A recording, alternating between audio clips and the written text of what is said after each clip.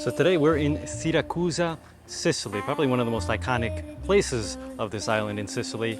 And we're gonna see what beautiful houses we can find among the ancient wonders of this town. I suspect there's a few surprises.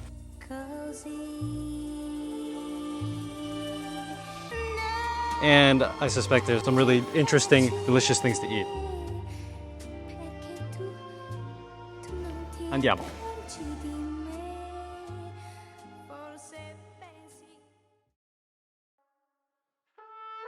The famous German author Goethe wrote, "To have seen Italy without having seen Sicily is not to have seen Italy at all, for Sicily is the clue to everything." It's been a while since I last visited Sicily, and for some time now, the largest island of the Mediterranean has been tugging at my subconscious. Warning, don't come to Sicily. Once you do, for the rest of your life, you will become a prisoner to nostalgia for it. But for those of you who've already been infected by its decadent beauty, hopefully today's visit to Siracusa to house hunt and eat will provide some temporary relief. There's no better way to start seeing the city than in the grandiose Baroque Piazza Archimede and the glorious Fountain of Diana, the protector of the city in ancient Greek times. It was built quite recently in 1907, and its beauty leaves no wonder why the city of Siracusa is a UNESCO World Heritage Site. So Siracusa was founded by Greek colonists from Corinth in 734 BC, and in its heyday was more important than Athens, both in size and importance. Evidences of its ancient splendor is really visible all throughout the city. The ancient Temple of Apollo, for example, dates to the 6th century BC and is the oldest Doric order temple in the west of Magna Graecia. It originally consisted of 46 monolithic columns transported by sea for its construction. Though irreparably damaged in the 1500s, the current archaeological park is a sight to behold.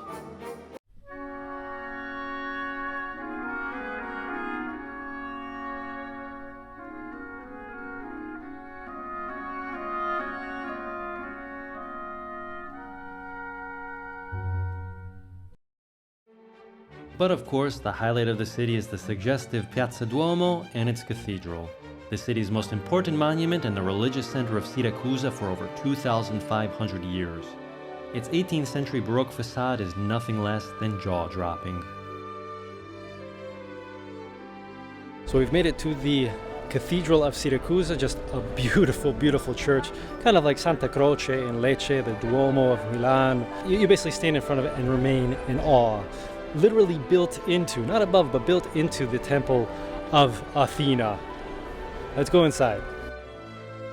The interior of the cathedral is equally as fascinating as its exterior, with the juxtaposition of the elements of the ancient Greek temple with the sculptures, painting, and other details of the Sicilian Baroque style.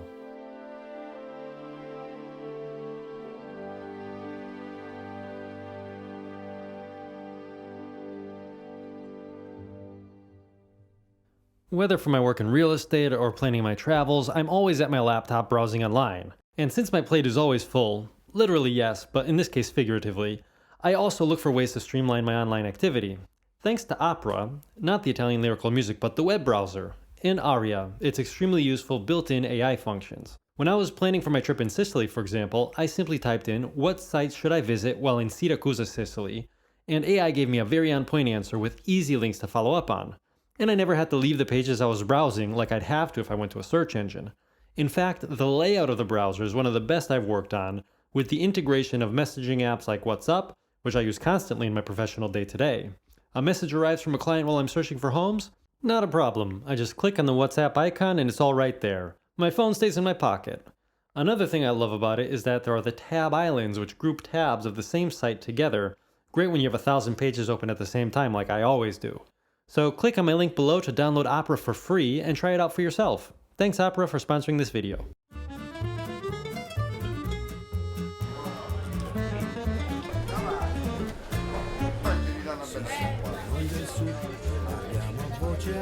The daily outdoor market of Siracusa is the most dynamic part of the city, where the sights, smells, and sounds of a traditional food market is an experience that almost brings you back in time. And I'm here for one specific reason. Guys, we're in the market of Ortigia. And it's hustling and bustling with fruit vendors, vegetable vendors, and street food. And there's this amazing panino place, which is apparently one of the best in Siracusa, which I'm heading to now for an early lunch. Let's go check it out. Borderi has become almost a site of pilgrimage for foodies. Of course for the panini themselves, but also for the delicious theatrics of the behind the scenes that you witness when ordering.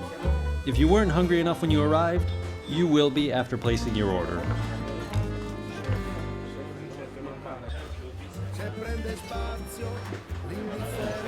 For the drink, we're having a malt beer. This is from Messina, so Sicilian beer. Perfect to accompany the sandwich. So this is the most famous sandwich place of Siracusa. The sandwich looks delicious. It's massive. And it's with artichokes, capocollo, tomatoes, sun-dried tomatoes, and I forget what else, but it looks insanely good. In Italian, it's called a paninazzo. Big sandwich.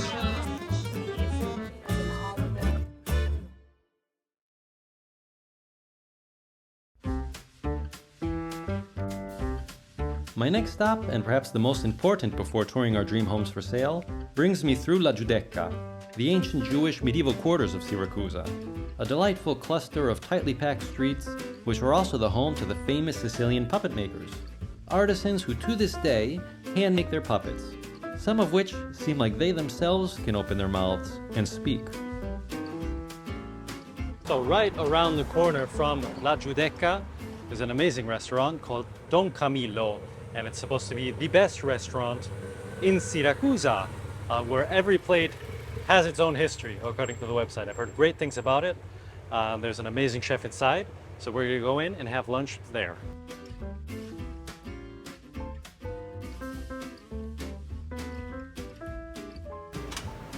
Buongiorno, benvenuto al Don Camillo. Buongiorno. Salve, grazie chef Guarneri. Il Don Camillo nasce nel 1985 per iniziativa mia e di mio papà Camillo, io sono Giovanni, Camillo era mio papà, e lui chef, io lo convinco a metterci in proprio, apriamo il Don Camillo. La filosofia è quella, io penso che bisogna far sentire alla gente che ci siamo in Sicilia, che siamo a Siracusa, che c'è una nostra storia, una storia di cucina importante, perché i primi cenni storici di cucina, i primi cenni storici di vino, i primi cenni storici di formaggio partono tutti da questa città, pochi lo sanno, però è così. Sì. E quindi abbiamo una responsabilità anche, che è quella di parlare anche delle nostre radici, ma non ci si può fermare alle radici, bisogna andare avanti. Quindi Certo. la cucina è un'evoluzione anche naturale, no? Diamo tanto spazio al vino, per noi la cantina è importante, è molto importante, abbiamo una carta di vini internazionale, c'è un po' vino dappertutto. La sala principale del Don Camillo con la parte che contiene i vini con la temperatura controllata, con l'umidità controllata, un po' la parte più pregiata della cantina.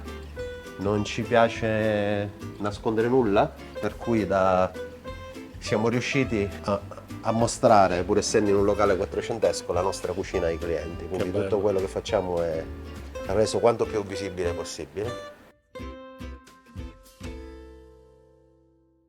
It was at this point, when I sat down and sampled an amazing Bloody Mary gelato and a rosé wine from Etna, I realized I was entering Chef Guarneri's world, and it would be something special. Cominciamo con una crema di mandorle di noto con gamberi in crosta nera.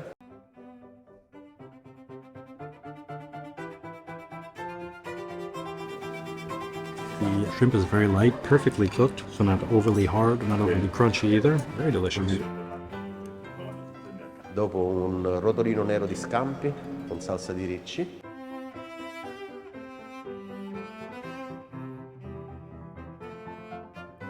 So if you like seafood, this is the dish for you. You have seaweed, you have crustacean, you have the ink squid crepes. Amazing, amazing.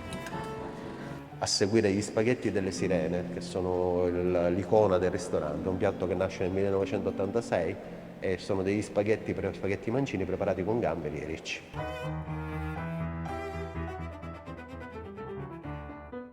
This is an amazing looking plate.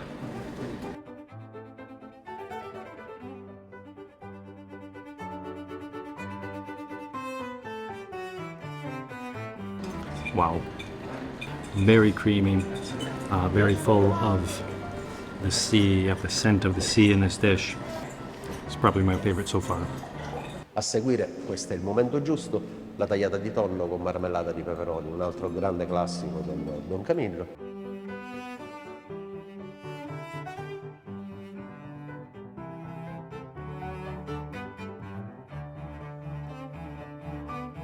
So it's seared on the outside extremely well.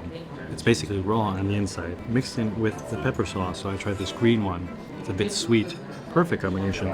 Really, really good. Ed infine il nostro tortino, la torta Don Camillo. This masterpiece of Sicilian pistachio, chocolate, and orange was the culinary equivalent of the masterpiece of the Cathedral of Siracusa. The perfect blending of old and new. Grazie, Chef Guarneri, for this taste of Siracusa.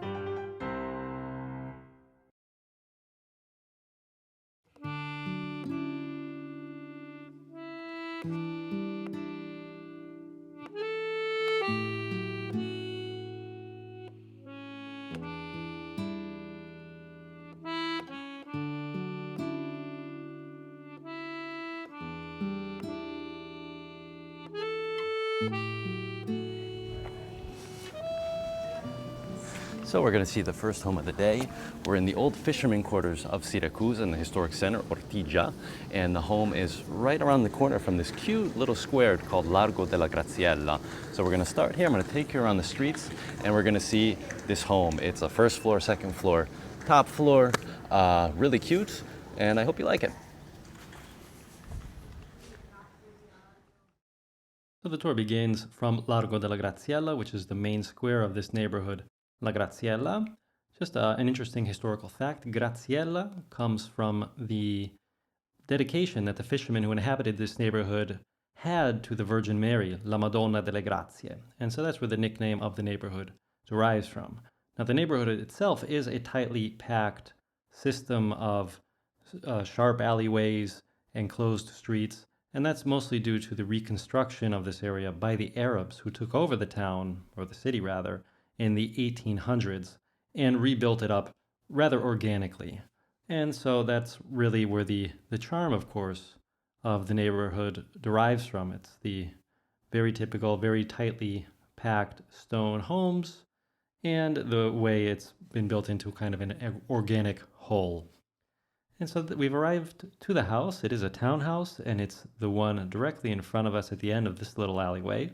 As you can see, quite charming.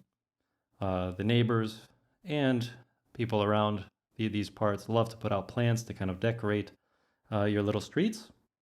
And the home, you can already see, has a historical quality to it because of the stones used. The details in the balcony, that side column, the framing around the balcony door is most likely from the 1700s, kind of reflecting the styles and a nobilizing style used in the constructions of that time. So some practicals about the building. It's 175 square meters, 2-bedroom, 3-bathroom with a 40 square meter terrace, and the asking price is 255,000 euros. So now that I got that out of the way, let me kind of talk more about this structure itself. So you come in through this ground floor. It's divided into 3 floors, but you have 2 separate entrances, the main one that I went through and another secondary one. And so it can be divided into 2 different living units. This downstairs one, and the upstairs 2 floors plus terrace.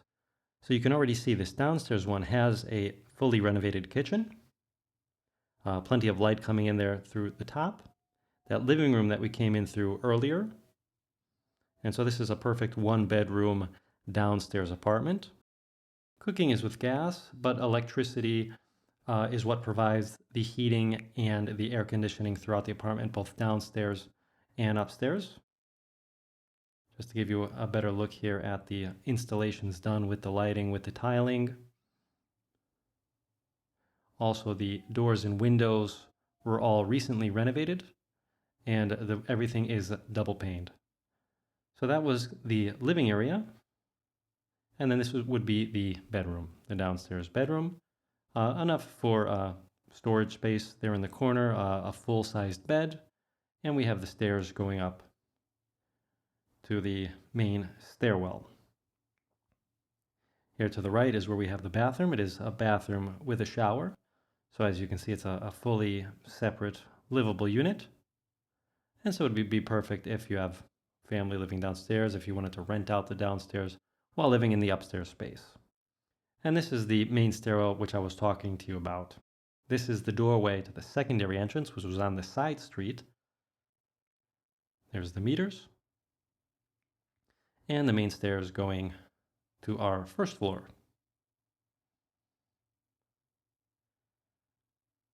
So here to the left, I'll just give you a quick look at what is the storage space for this upstairs apartment. It does have a window looking outside, which just gives you a nice view onto those neighboring streets there.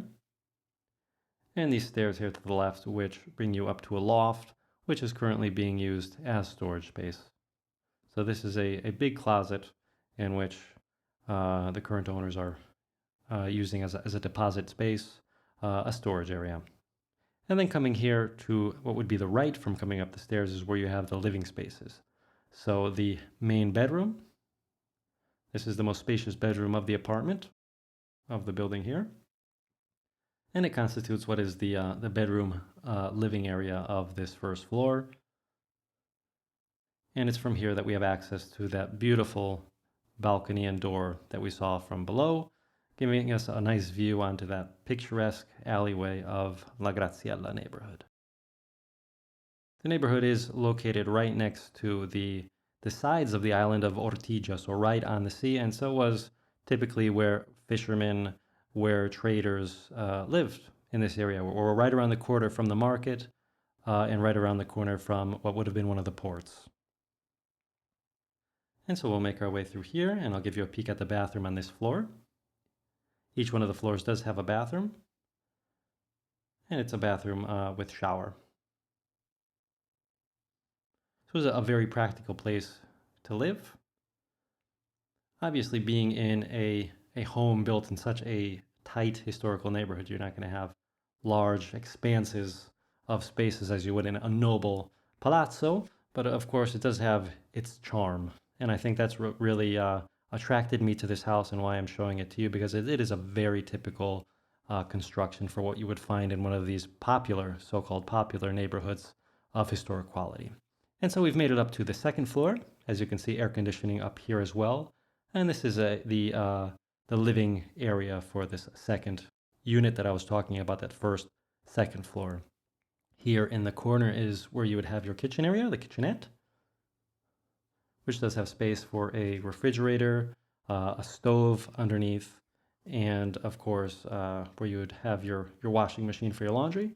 The laundry, of course, would be, you're in Italy, so you would be hanging it out to dry on the terraces and not necessarily using a dryer as you would in colder climates. And a quick view here out from the small terrace on this floor.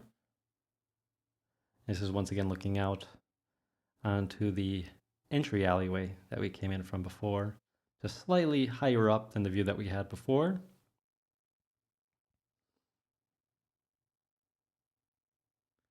Although this does bring us around here to the stairs and the other entrance to this living space. So let's head up the stairs now, and I will show you this glorious terrace of 40 square meters.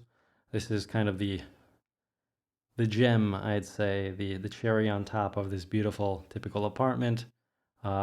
Really beautiful pergola here with a space to eat, some shading, and of course, beautiful views of the surrounding neighborhood of La Graziella, the fisherman's neighborhood, on this side of Ortigia, the main historical island of Siracusa.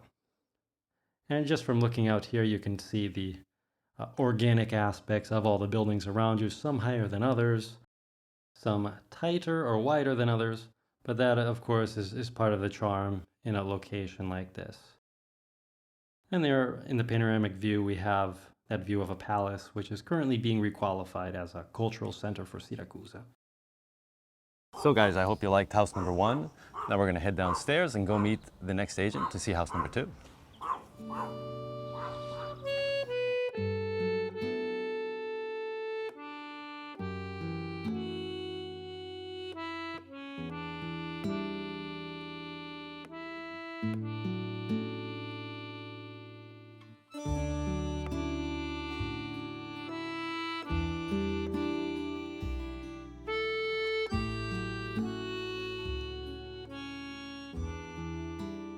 So we're at the villa that we're seeing today.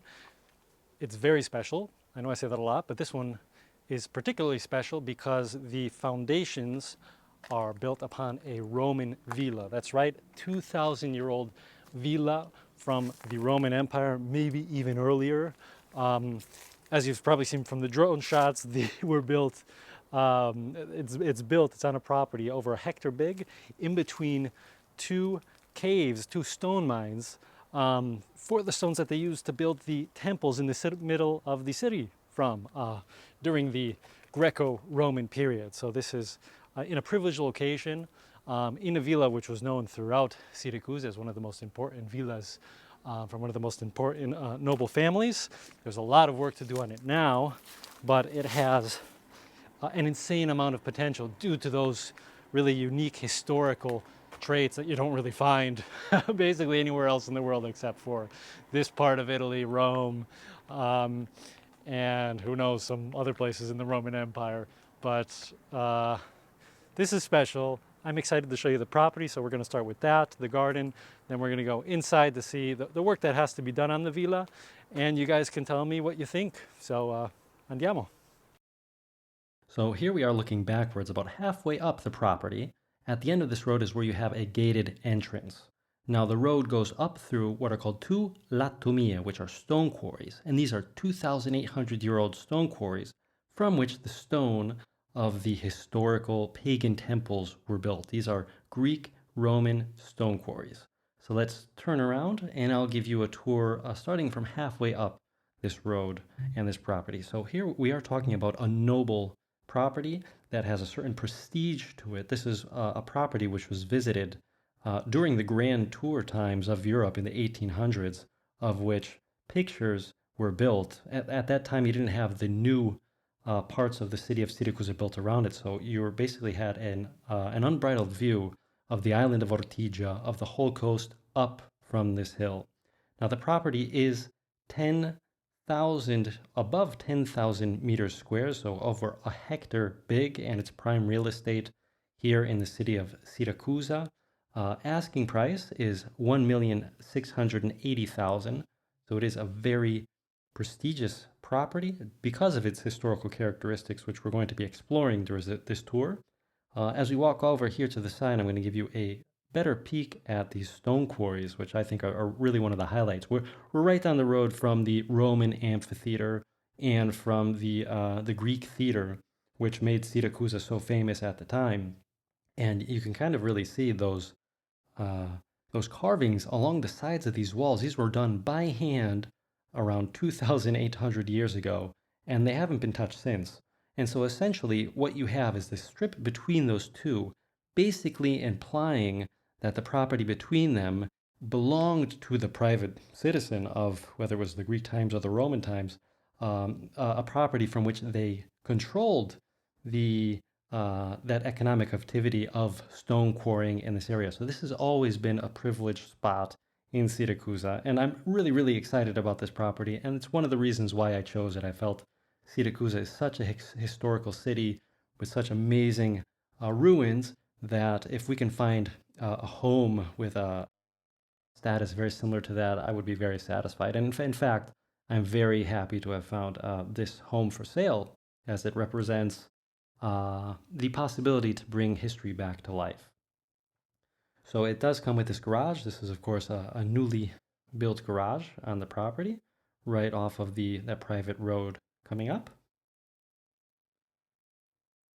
and the road goes up to the villa up there at the top, which is the highest point of the property. Before we go in and see that, I'll take you off to this side because of something that I found while touring the property, and it appears to be part of a Doric column. Unidentified, can't be identified, but according to the noble family who the property belongs to, it would supposedly belong to an historical Doric column from the Greek-Roman period.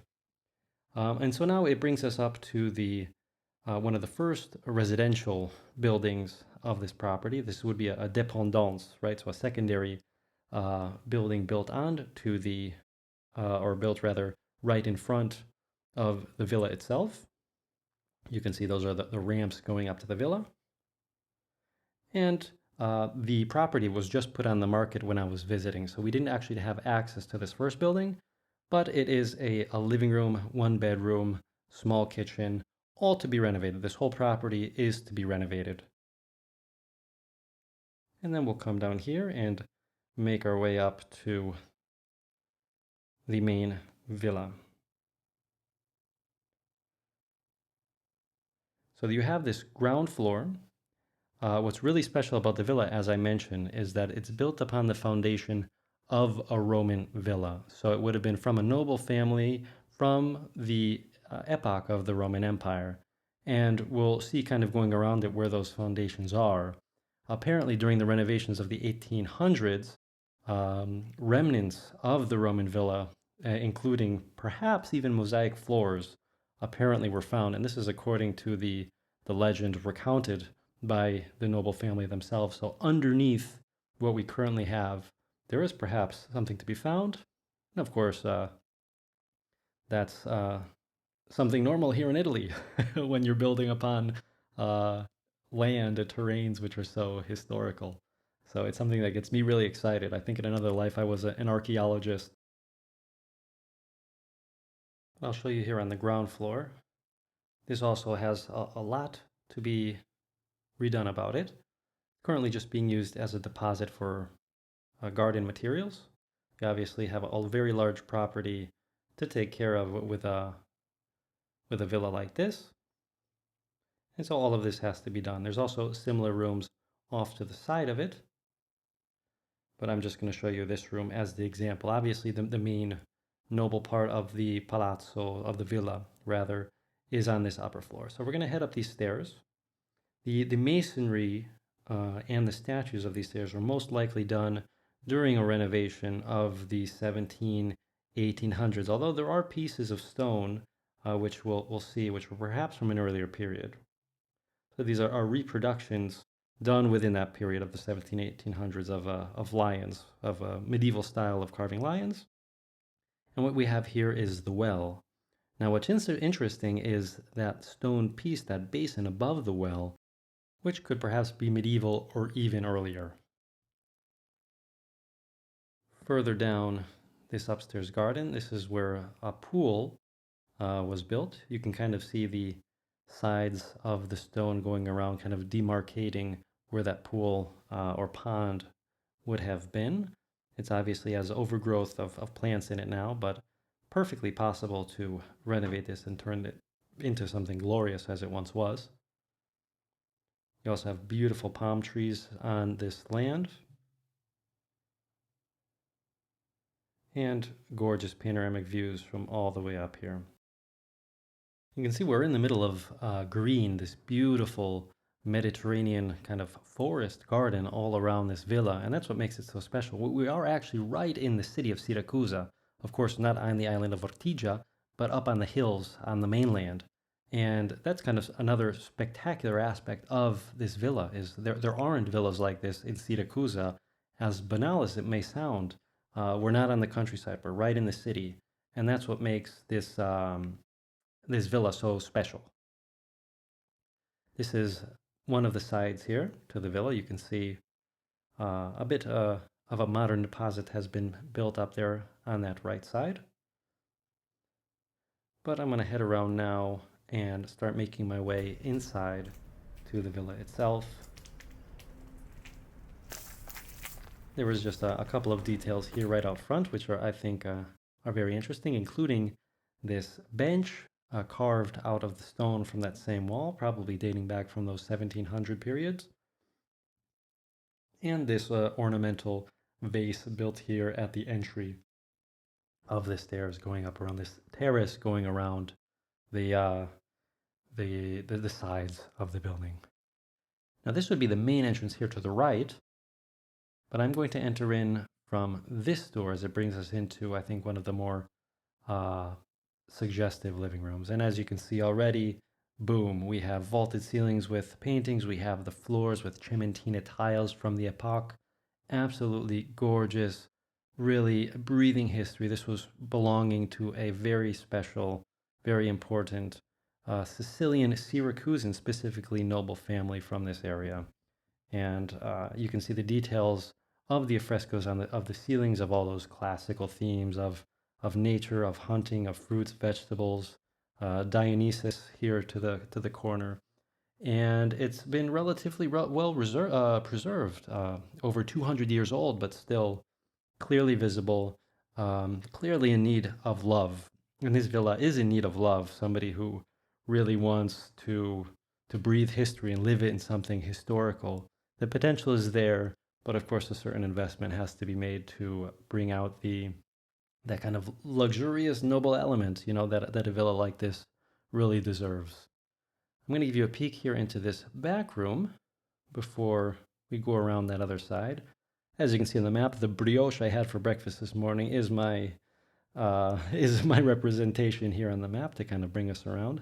Let me know below if you like having that map to follow around me in during these tours, or if you prefer not to have it.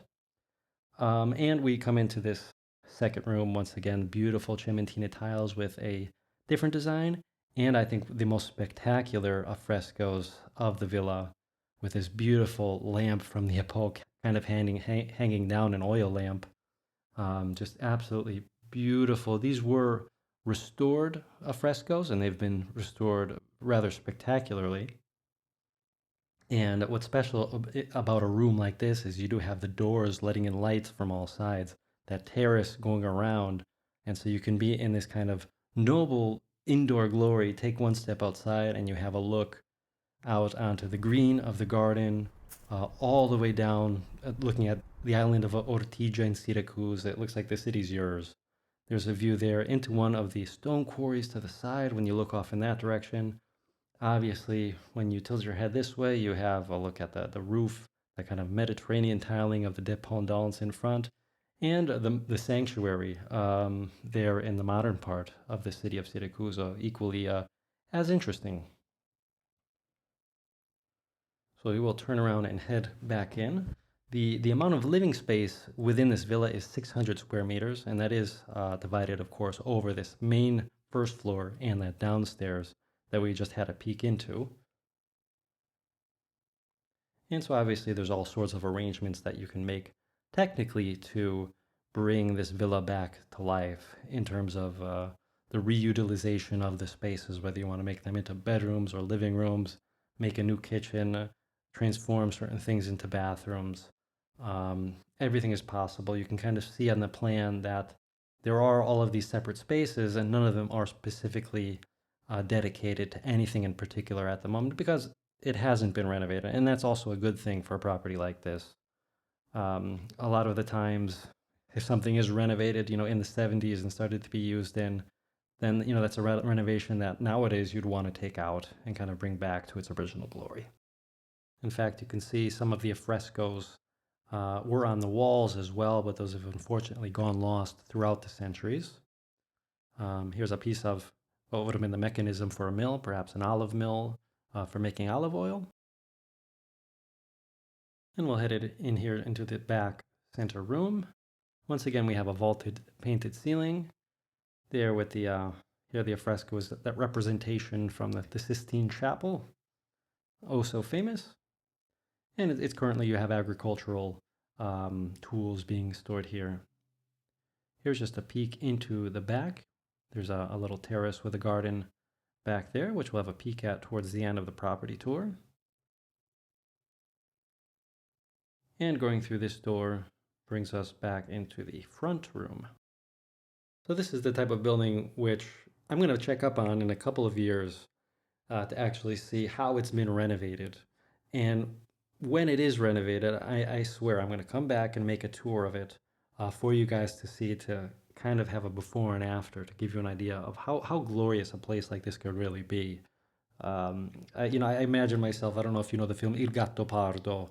Of course, based after the book, but kind of walking through it, you would have had the Prince Fabrizio from there, represented by Burt Lancaster. This is the type of property that we're speaking of at the moment. So this is what would have been the main entrance. Once again, a vaulted ceiling. Unfortunately, the fresco on this one has been lost. And coming back into this middle back room is what's currently the bathroom. Now, there was an intervention made to this property where you can see this was built into it, and that would have been in the 1980s. And so perhaps something can be found in this kind of middle column of rooms. There was also a door behind that bathroom which has been walled off from this right side of the building that we're currently on. So on this side of the building, you can see the walls have kind of been tiled. You have that wooden ceiling on the top, presumably hiding some electrical cables, because in the 80s, you can kind of see here, this was used as a consultation of a clinic for some sort of, doctor's practice here. And this brings us back into this back room. There's a barrel there, perhaps used for artisanal wine. And it brings us into the little terrace. You do have a small garden here in the back, which I mentioned before earlier.